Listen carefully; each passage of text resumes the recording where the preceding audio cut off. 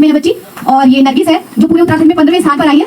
तो ये दोनों ही बच्चे हमारे विद्यालय के लिए बड़े सम्मानीय बच्चे हैं और हमें गर्व होता है कि हमने ऐसे बच्चों को पढ़ाया और यहाँ तक पहुँचाया। दूसरी बात, ये बच्चियाँ महिलाएं हैं और आपको पता है कि परिवारों में आज इतनी उन्नति करने के बाद, इतना विकास करने के बाद भी महिलाओं की क्या स्थिति है।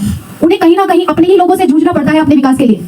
कई बार वो अपने पिता से जूझती हैं, भाई से जूझती हैं, पति से जूझती हैं, फिर बच्चों से भी जूझती हैं और उसके बाद वो यहाँ पर पहुंचती हैं। तो बड़ा ही सम्मान होता है मुझे ये सोचते हुए कि अपनों से लड़कर तब यहाँ पर ये बच्चियां पहुंची हैं। और लास्ट में ये हुआ क्या है कि इनके माता पिता, इनके शिक्षक, इनके बच्चे, इनके पति बाद में इनकी दौड़ में ही शामिल हो जाते हैं और इन पर सम्मान करने लगते हैं। तो जब तक ताने तालियों में न बदले तब तक ये चलती रहती है। तो मुझे बहुत गर्व है इन बच्चियों पर कि ये यहाँ पहुंची है। दूसरा, मैं आपको बता देती हूँ कि ये ऐसी बच्चियां हैं, आप यकीन नहीं करोगे कि इनके जो माता पिता हैं वो आर्थिक संसाधनों के लिए संघर्ष कर रहे हैं और जिन विद्यालयों में ये पढ़ती हैं उन विद्यालयों में उस तरह की सुविधाएं नहीं है जो सुविधाएं आप प्राइवेट स्कूल में देखेंगे। मैं अपने विद्यालय का अगर उदाहरण दूं तो मेरे विद्यालय में बिल्डिंग भी नहीं है।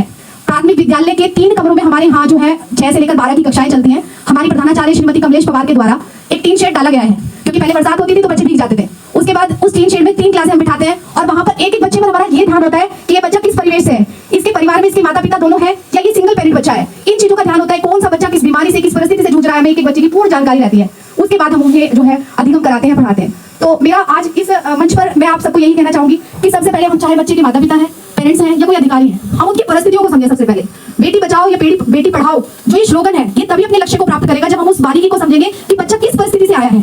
हमारे समाज में जो बच्चे सरकारी स्कूलों में पढ़ते हैं उनके माता पिता इतनी एबिलिटी नहीं रखते कि अपने बच्चों को यहाँ तक पहुंचा सके जहां आज आपके बच्चे बैठे हुए हैं। लेकिन उसके बाद भी अगर आपके बच्चे सभागार में बैठे हुए तो वास्तव में ये ईश्वर का ही प्रसाद है जो आपको इस प्रकार के बच्चे मिले। वरना हम बच्चों के लिए क्या नहीं करते।